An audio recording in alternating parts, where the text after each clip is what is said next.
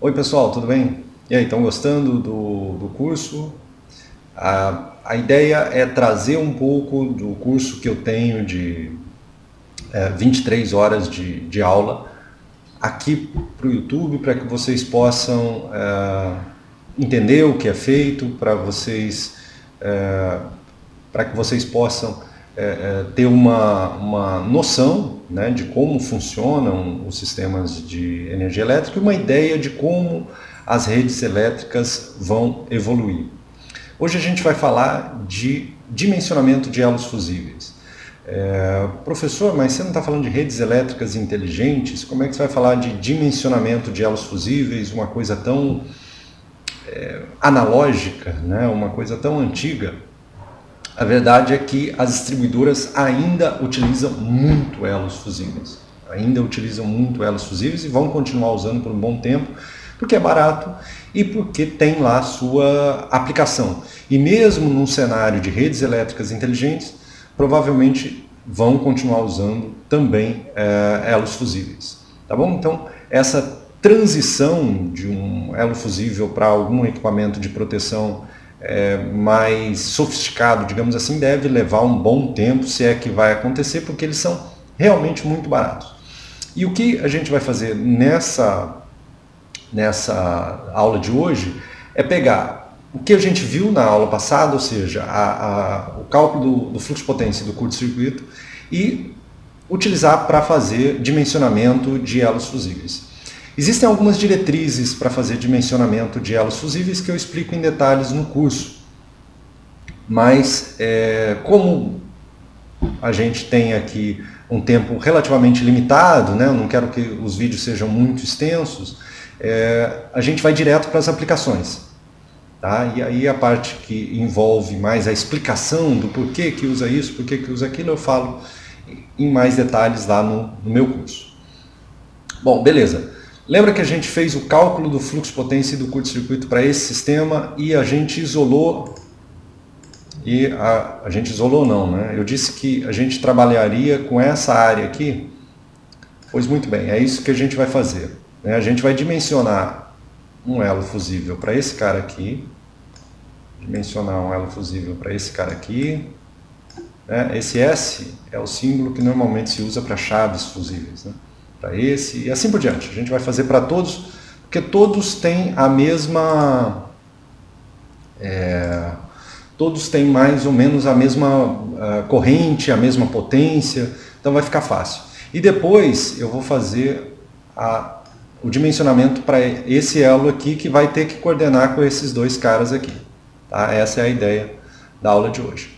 Bom, muito bem. Então, isolando o trecho que eu mencionei, aqui eu já coloquei as correntes de curto-circuito e as correntes de carga que a gente calculou lá na última aula.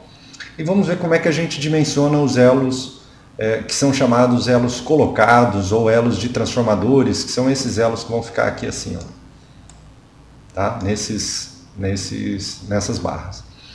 A forma de fazer isso é direto. Normalmente você tem tabelas, né, que podem ser obtidas pelo fabricante, que associam a potência do transformador que você está usando, nesse caso, uma boa estimativa da potência do transformador que eventualmente estaria aqui, né, atendendo esse grupo de consumidores, seria de 45 kVA.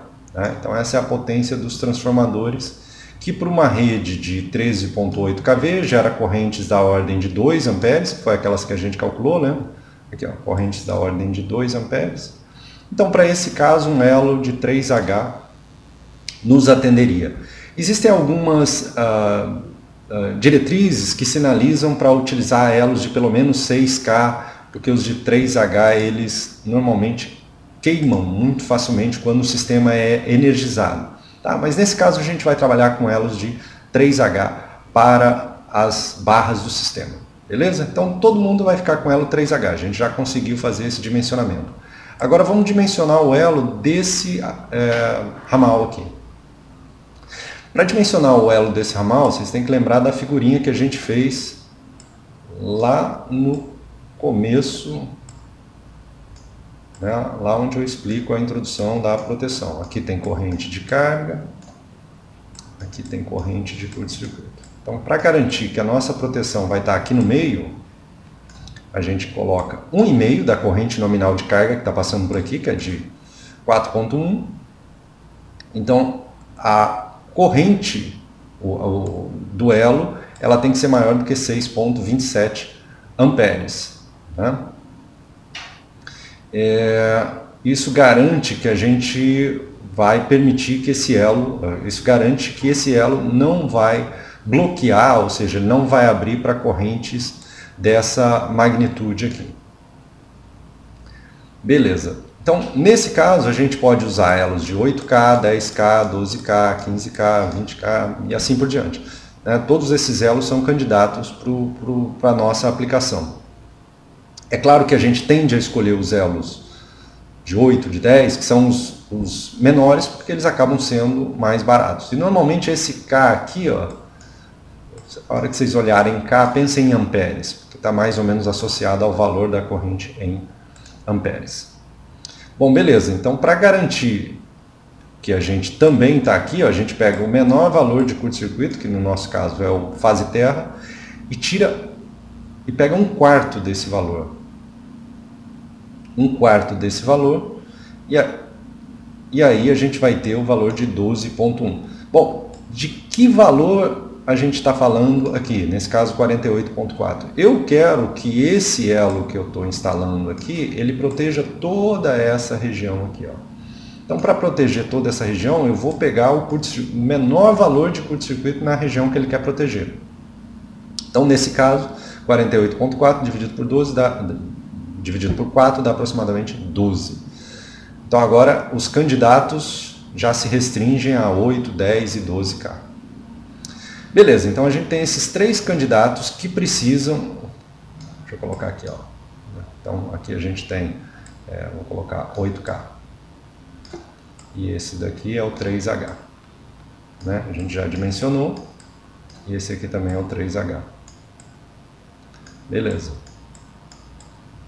Então, qual desses 8, 10 ou 12 vai servir para a gente? Para nossa sorte, tem uma tabela lá de seletividade ou tabela de coordenação que nos diz qual é o nível de coordenação do elo. Aqui é 8, tá?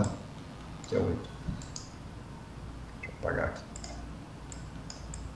Qual o nível de coordenação do elo com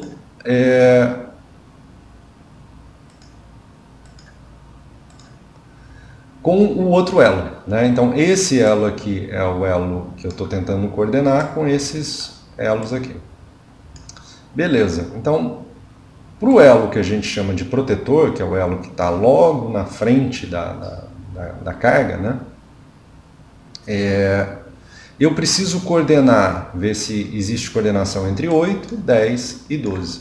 E o que me diz essa tabela, que também está disponível aí nos livros e com o fabricante, o que me diz é o seguinte: para o elo de 8K não existe coordenação do elo de 3H com o elo de 8K. Já para o elo de 10K, a coordenação ela existe, mas para uma corrente de até 45 amperes. Ora, a gente precisa que a coordenação ela exista para correntes de até 104,5 amperes, né, que é a máxima corrente que tanto o elo do trecho 16, 18 como o elo 18 sentirão ao mesmo tempo, né, o nível de corrente que eles sentirão. Então, já para o elo de 12K, a coordenação ela está garantida até um nível de curto-circuito de 220 amperes. Beleza, ó, não existe nessa região aqui, nenhum nível de corrente maior do que 220 amperes, portanto, o elo de 12K seria o escolhido. Né? Se você quiser seguir com esse procedimento até a subestação, é só seguir fazendo esse tipo de análise que você vai ter um sistema coordenado. Obviamente, você já deve ter percebido que não dá para coordenar um dispositivo que está lá na subestação com toda a rede elétrica, né? Porque na medida que você vai subindo, a coordenação vai ficando cada vez mais difícil. Então, a recomendação é que você vá protegendo regiões da rede elétrica e sempre garantindo que há um nível de sobreposição dessas regiões, ou seja, sempre garantindo que há certo nível de redundância. Tá bom? Próxima aula, religadores. Até mais, gente.